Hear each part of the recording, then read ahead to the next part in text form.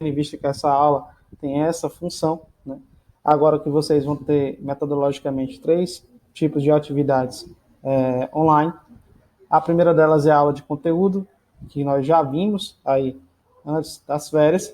Agora vocês vão ter uma revisão essa semana por conta das atividades que nós vamos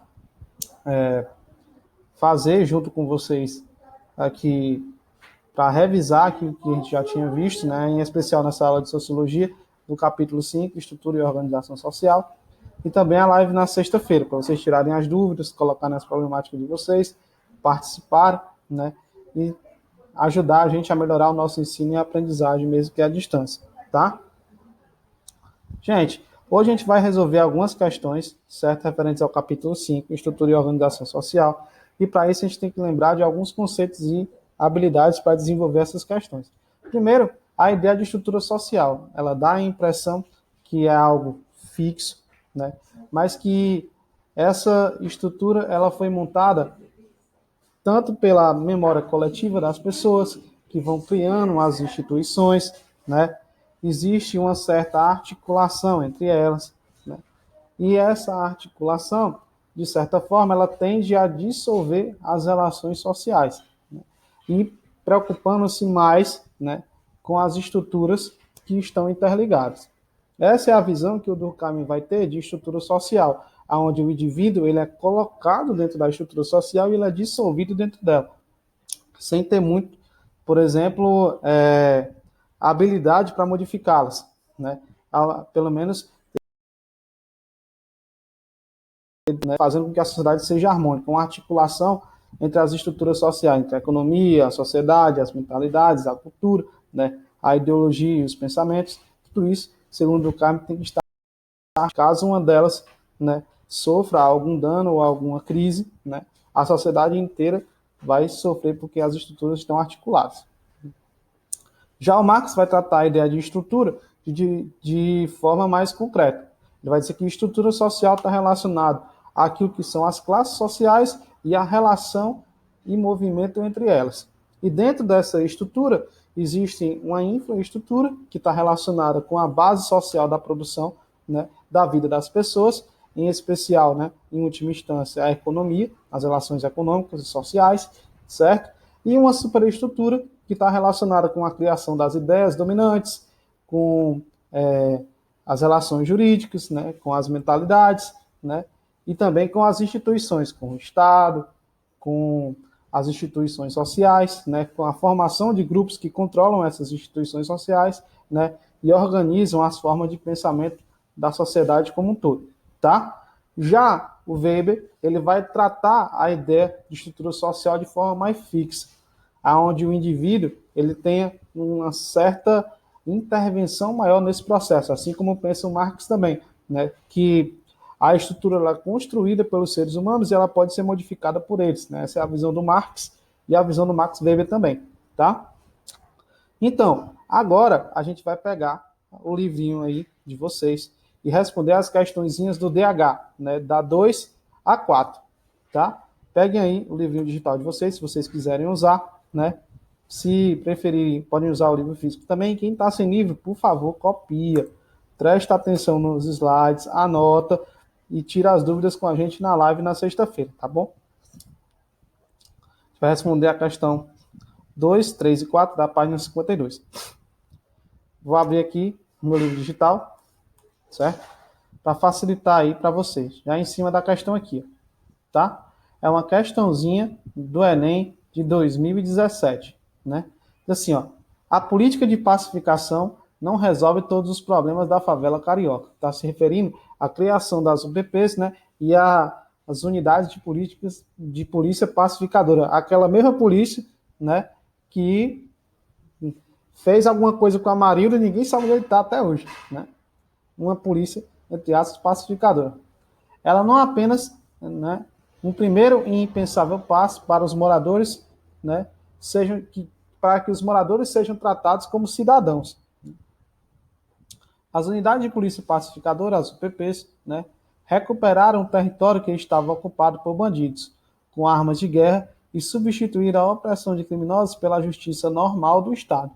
Hoje, isso ainda não aconteceu, né, mas digamos que nesse período aqui, talvez, de certa forma, ainda tenha se desenrolado alguma coisa, né?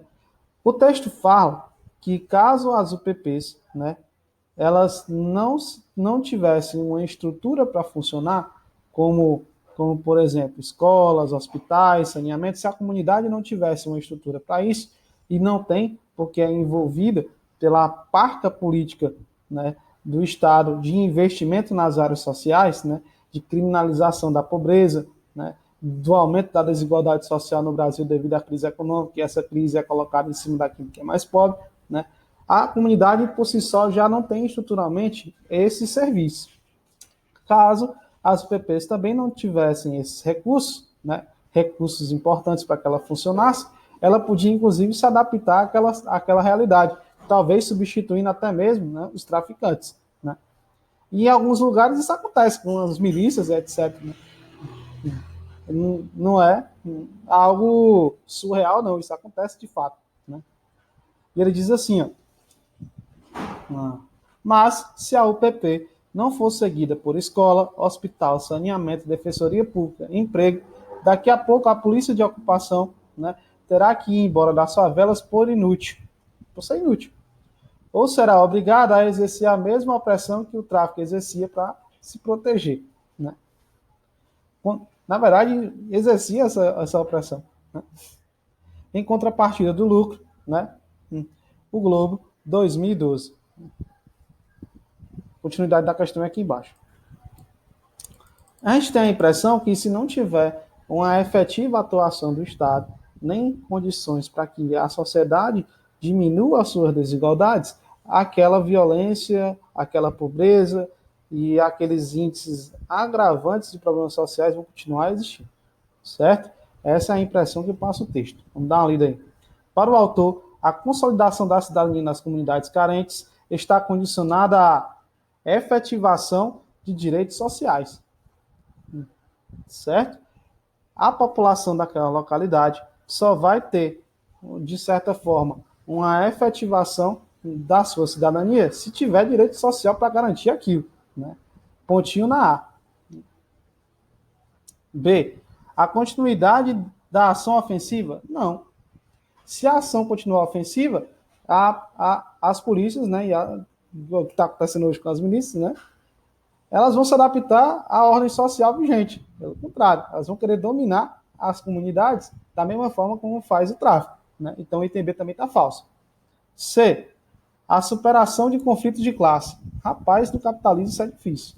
Porque isso vai mexer internamente dentro do sistema com aquilo que faz o sistema se mover, que é o lucro, né? E em algum lugar precisa ser desigual para que eu possa explorar. Então o item C, dentro do sistema capitalista, com as políticas que ele possui hoje, é impossível. Certo? O item C também está falso. D. A interferência de entidades religiosas. O que é que tem a ver? O texto não fala nem disso. O texto fala de problemas sociais. Certo? O item D está totalmente alheio aí à questão. Totalmente falso. A entregação das ossas de segurança. Quer dizer que se as várias polícias se integrarem e as Forças Armadas também, isso vai resolver o problema da população. Até a gente se pergunta, por que a Força Nacional de Segurança não resolve o problema da violência quando ela vai para algum estado? Né? Ela só aumenta o nível de violência. Né? Então, o item E também está falso. Né? O item A é a resposta certa. Certo? A violência só diminui quando a estrutura social ela recebe, né, meios para isso, né? Diminuindo a pobreza, criando emprego, né, e diminuindo a desigualdade social. E tem a resposta correta da questão, item A. Tá? Questão 3, que é a questão seguinte. Inclusive, nessas questões, vocês podem clicar aí no QR Code, né, para ter também uma outra visão, né, de um professor que vai debater com vocês elas também, certo? Outra questãozinha do Enem de 2017, tá? Diz assim, ó, no primeiro semestre do ano de 2009, o Supremo Tribunal Federal, o STF, a mais alta corte judicial brasileira, que hoje, né, é criticado todos os dias pelo presidente Bolsonaro, dizendo que está perseguindo ele, etc. Né? É engraçado. Né? A mais alta corte judicial brasileira prolatou a decisão referente ao polêmico caso envolvendo a demarcação da reserva indígena Raposa Serra do Sol, certo? Uma polêmica envolvendo a demarcação de terras indígenas, né, na chamada Raposa Serra do Sol, onde habitavam aproximadamente 19 mil índios aldeados nas tribos de Macuxi, Wapixiana e Paurepang e Ingaricó e Paranoma, né? Essas tribos aí, tá? Em julgamento paradigmático, que estabeleceu uma série de conceitos e diretrizes válidas, não só para o caso em questão, mas para todas as reservas indígenas demarcadas ou em processo de demarcação no Brasil. Vale ressaltar que hoje a demarcação de terra no Brasil é ameaçada, né, por grileiros, né, é ameaçada pela expansão do agronegócio e também o meio ambiente é ameaçado, né, por não respeitar a legislação do IBAMA, né. A Amazônia, que o diga, ano passado, né, sofreu aí umas queimadas muito criminosas, né. E também com a mineração dentro das áreas de proteção ambiental, né, e as reservas indígenas sofreram bastante com isso, né, diga-se de passagem, né. Salles, disponível no ambientejurídico.com.br, acesso no dia 30 de julho de 2013. A demarcação de terras indígenas, conforme o texto, evidencia a ampliação da população indígena na região. Será que a demarcação de terras indígenas ela evidencia uma ampliação da população indígena na região? Talvez, né? Pontinho na A. Vamos ver aí. A função de direito na organização da sociedade. Vamos ver, né? Os itens estão meio confusos. Vamos continuar lendo, certo? A mobilização da sociedade civil pela causa indígena? Pode ser. E isso se o Estado tiver a par de querer fazer isso de forma concreta. Por exemplo, as terras de remanescente de quilômetros que não foram devolvidas para eles no Estatuto da Igualdade Racial, né? A demarcação concreta das terras indígenas e dos povos originários que não têm os seus direitos garantidos no país hoje, também é algo questionável em relação a isso, né? Apesar da boa vontade do que o texto está dizendo em relação ao STF, né? Pode ser a C, certo? Pontinho na C. D. Diminuição do preconceito com os índios no Brasil. Pelo contrário, que aqui isso tem a ver. Só uma instituição defender, né, o direito de demarcação de terras indígenas para um povo que já é excluído não reflete a mentalidade, né, nem a opressão que a sociedade inteira tem sobre eles, né? É uma instituição, certo? E olha lá, alguns dessa instituição, outros defendem outra coisa, né? Letra E. A pressão de organismos internacionais, certo? Em defesa dos direitos ou dos índios brasileiros? Também não, certo? O item correto da questão está relacionado com o quê?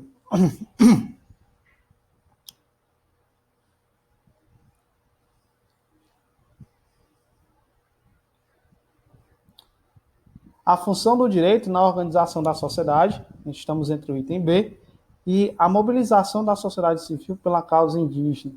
Será que a visão do STF representa, né, a mobilização da sociedade civil pela causa indígena? Ou é apenas a função do direito na organização da sociedade?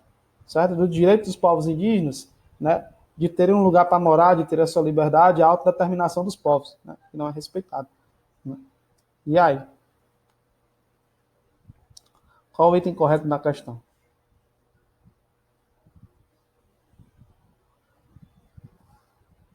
A meu ver, uma mobilização da sociedade civil pela causa indígena, certo? Ó, no primeiro semestre do ano de 2009, o Supremo Tribunal Federal, a mais alta corte judicial brasileira, prolatou a decisão referente ao polêmico caso envolvendo a demarcação da reserva indígena Raposa da Serra do Sol, onde habitam aproximadamente 19 mil índios, né, entre essas aldeias que estão aí citadas. Em julgamento paradigmático, que estabeleceu uma série de conceitos e diretrizes válidas não só para o caso em questão, mas para todas as reservas indígenas demarcadas, ou em processo de demarcação no Brasil. Então, aí é mais uma função do direito na organização da sociedade, a sociedade indígena, do que uma mobilização da sociedade civil pela causa, né? Porque se fosse uma mobilização da sociedade civil pela causa, certo? Outras instituições, além do STF, estariam ligadas e defendendo isso, né? Então, o item correto da questão é o item B, a função dos direitos na organização da sociedade, certo?